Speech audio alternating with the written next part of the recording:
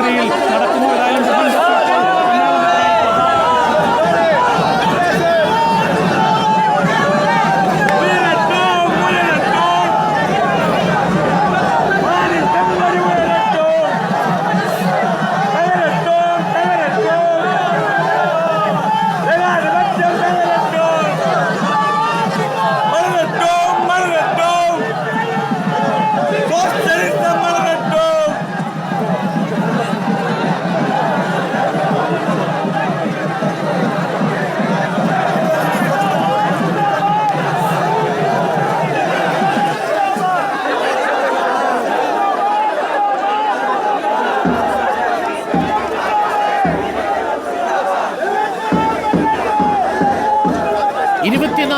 Party കോൺഗ്രസിന് ചെങ്കൊടിയേറിയിരിക്കുന്നു. കീഴ്വെൺമണി രക്തസാക്ഷികളുടെ സ്മൃതി കുടീരത്തിൽ നിന്ന് കൊണ്ടുവന്ന പതാക ഇപ്പോൾ ബിമൽ ബസു ബുദ്ധദേവ് ഭട്ടാചാര്യ കവാടത്തിൽ ഉയർത്തിയിരിക്കുന്നു.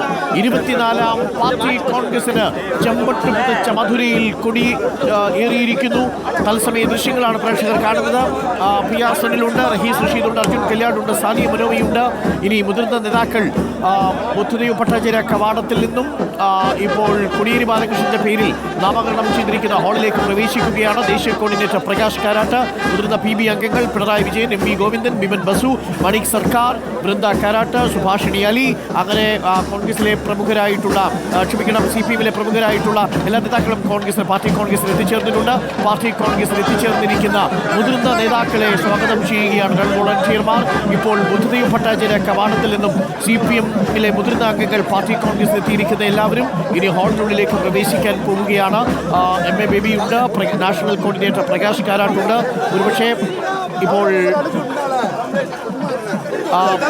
സുനിൽ രക്തസാക്ഷികളുടെ സ്തൂപത്തിന് മുന്നിൽ ഐക്യദാർഢ്യം പ്രകടിപ്പിക്കുകയാണ്, സല്യൂട്ട് നൽകുകയാണ് ഇപ്പോൾ മുതിർന്ന CPM നേതാക്കൾ. സുനിൽ ഇപ്പോൾ 24 പാർട്ടി കോൺഗ്രസിന് കൊടിയേറി കഴിഞ്ഞിരിക്കുന്നു അല്ലേ?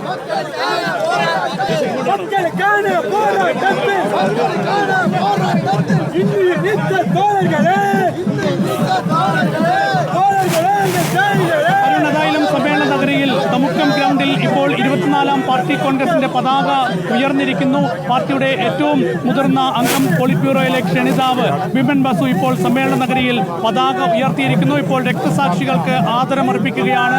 പാർട്ടിയുടെ ജനറൽ സെക്രട്ടറി, പാർട്ടിയുടെ ദേശീയ കോർഡിനേറ്റർ, PB അംഗങ്ങൾ, കേന്ദ്ര കമ്മിറ്റി അംഗങ്ങൾ, D രാജയെ പോലുള്ള മറ്റ് ഇടതുപക്ഷ പാർട്ടികളുടെ നേതാക്കളൊക്കെ തന്നെ പാർട്ടിയുടെ രക്തസാക്ഷികൾക്ക് ഇവിടെ രക്തസാക്ഷി മണ്ഡപത്തിൽ ആദരമർപ്പിക്കുകയാണ്, അഭിവാദ്യം അർപ്പിക്കുകയാണ്. അങ്ങനെ രക്തസാക്ഷികൾക്ക് ആദരമർപ്പിച്ച് അഭിവാദ്യമർപ്പിച്ച് എല്ലാ ആവേശത്തോടും കൂടി പാർട്ടിയുടെ 24 കോൺഗ്രസ് ആരംഭിക്കാൻ പോകുന്നു. ഏതായാലും അതിലെ നടപടികളാണ് പുരോഗമിക്കുന്നത്. തീർച്ചയായും സമ്മേളന നഗരിയിൽ ആവേശം നിറഞ്ഞ നിമിഷമാണ് CPM-നെ സംബന്ധിച്ച്, പാർട്ടി അണികളെ സംബന്ധിച്ച് എന്ന കാര്യത്തിൽ യാതൊരു സംശയവുമില്ല.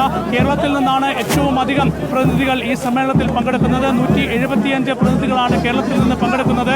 പ്രത്യേകിച്ച് പശ്ചിമ ബംഗാളിൽ നിന്നും ത്രിപുരയിൽ നിന്നും കൂടുതൽ പ്രതിനിധികൾ സമ്മേളനത്തിലേക്ക് എത്തിയിരിക്കുന്നു. ഏതായാലും വലിയ ആവേശം നിറഞ്ഞ നിമിഷം CPM-നെ സംബന്ധിച്ച്, കമ്മ്യൂണിസ്റ്റ് പാർട്ടികളെ സംബന്ധിച്ച് മധുരയിൽ ഇപ്പോൾ സംഭവിക്കുന്നു. ഏതായാലും അല്പസമയത്തിനകം സമ്മേളന നടപടികൾ ആരംഭിക്കാൻ പോവുകയാണ്. 10:30 മണിക്കായിരിക്കും ഉദ്ഘാടന സമ്മേളനം. CPM ദേശീയ കോർഡിനേറ്റർ പ്രകാശ് കാരാട്ടാണ് ഈ ഒരു പാർട്ടി കോൺഗ്രസ് ഉദ്ഘാടനം ചെയ്യാൻ പോകുന്നത്.